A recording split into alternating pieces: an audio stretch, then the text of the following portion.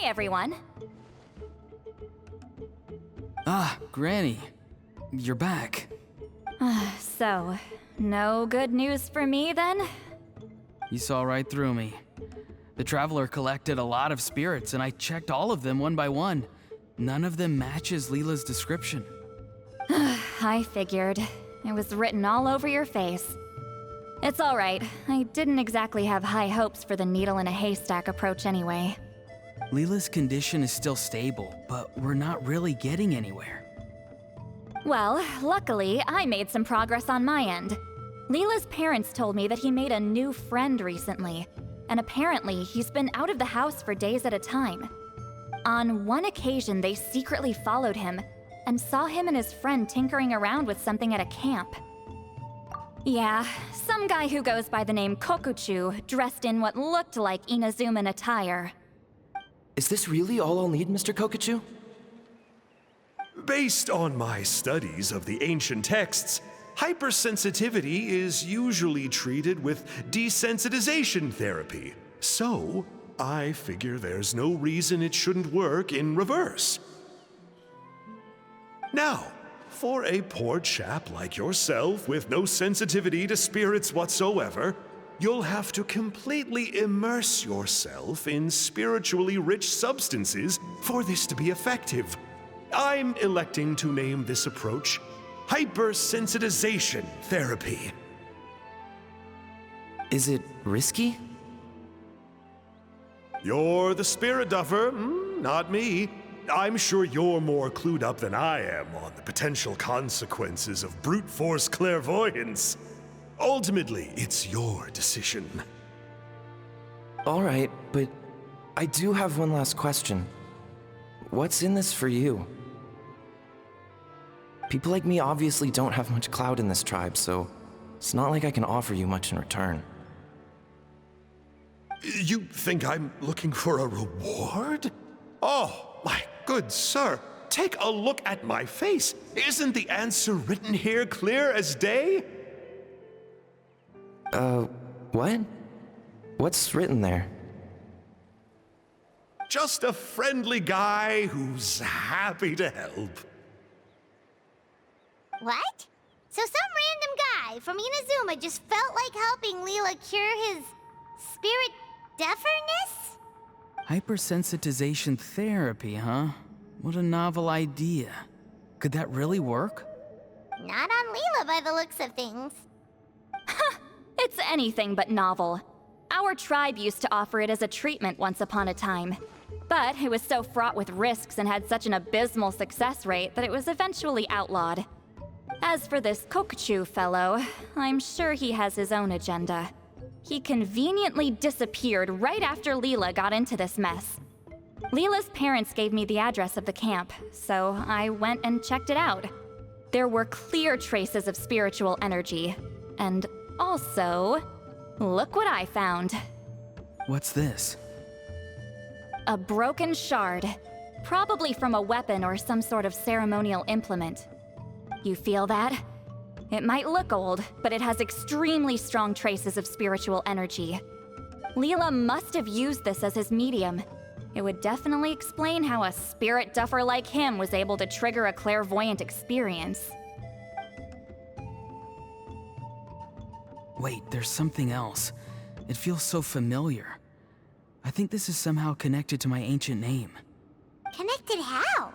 Is it like a shard of an ancient name? No, more like... I think this item might have belonged to a previous bearer of my ancient name. Okay, that's it. Granny's getting itchy clairvoyance fingers. I'm going to try using this shard as a medium. Cool, same as last time? The Traveler can use the Spirit Loom to record what you find on a woven scroll. Nope. Ororon can do the recording this time. Why? It's a safety measure. You have a better understanding of the spirit domain than the Traveler. If this really is a Sanhaj relic, you'll be better placed to deal with the fallout in the event that something goes wrong. Ah, see, Paimon? Told you Granny has a soft spot for the Traveler. Look at her not wanting to put her in danger. Meanwhile, I'm just a grandkid, so I'm expendable.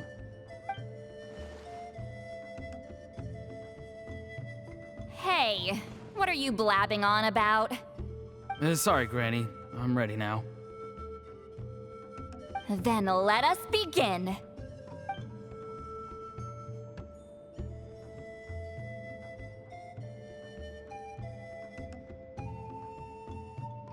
Alright, what's on the scroll this time? Looks like a broken bow covered in flames. Hey, don't you think one of the pieces looks just like this shard? You're right! It seems to be from the body of the bow. I saw a bow just like this in one of Granny's scrolls.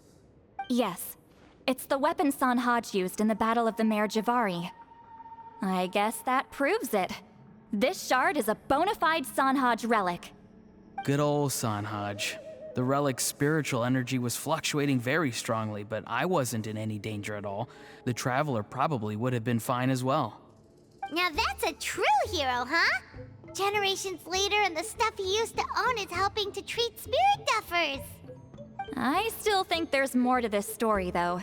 Kokochu must have had his own motives beyond just treating Leela's condition.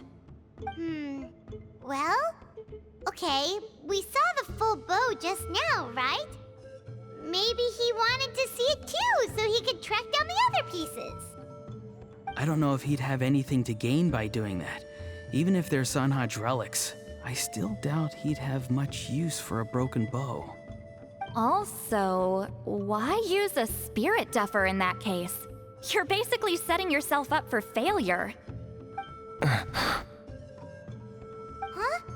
Leela's body is responding!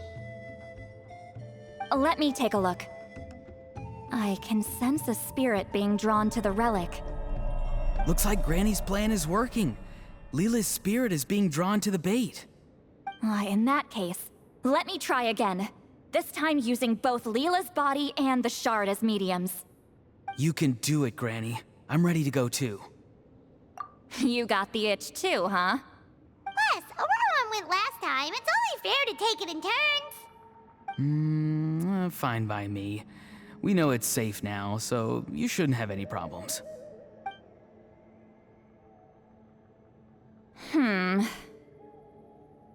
All right, if you insist. Be my guest. Just let me know when you're ready.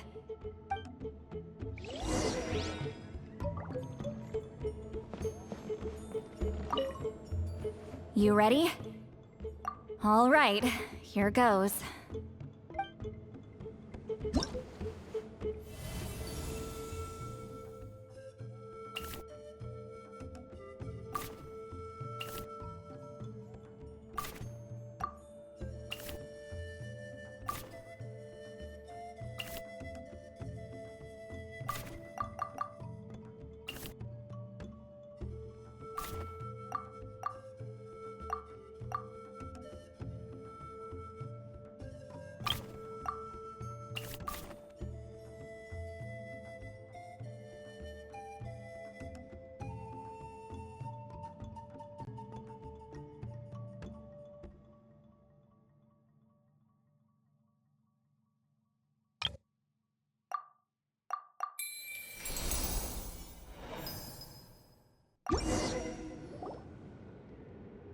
Another image has appeared. This one is a map. A map? Of where?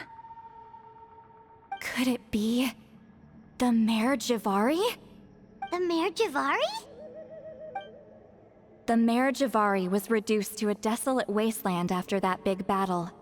Or rather, it became known as the Mare Javari after what happened there. The ashes of the monsters and warriors who fought there covered the entire battlefield. Sometimes, bone-chilling cries would be heard from the depths. Other times, the whole region would become engulfed in towering flames, drowning out the cries. That place is full of untold dangers and mysteries. Over the centuries, the finest adventurers have tried to prove themselves by venturing in. Sadly, most ended up perishing there. That lasted up until around 20 or 30 years ago, when strange things started happening. People started speaking of an enormous dark creature the size of a mountain, roaming around inside the Mare Javari. And then, shortly after that, the whole region just completely disappeared. Nobody knows how, but that infamously ominous place just vanished from the face of the world. What? How the heck? I know, right? Anyway, if I'm not mistaken, the place indicated on this map is where it used to be before it disappeared. At the westernmost part of Natlan. It's a very remote location, far away from any of the tribes. There never used to be a settlement there, but there's more people since the Mare Javari disappeared. Anyway, that's just what I've heard. I've never been there myself. This is what age does to you. The older you get, the less adventurous you become. That's just an excuse. Granny's too lazy to take a trip that far away. Hold on a second.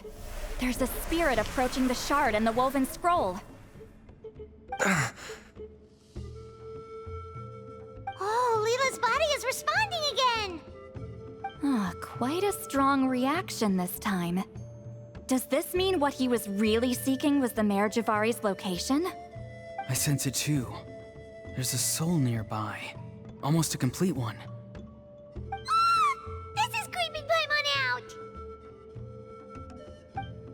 Seems like the plan is working. So, can we just wake him up now? Not today. You might think bringing a spirit back into its body is like pouring water from one bottle into another, but it's far more complicated than that.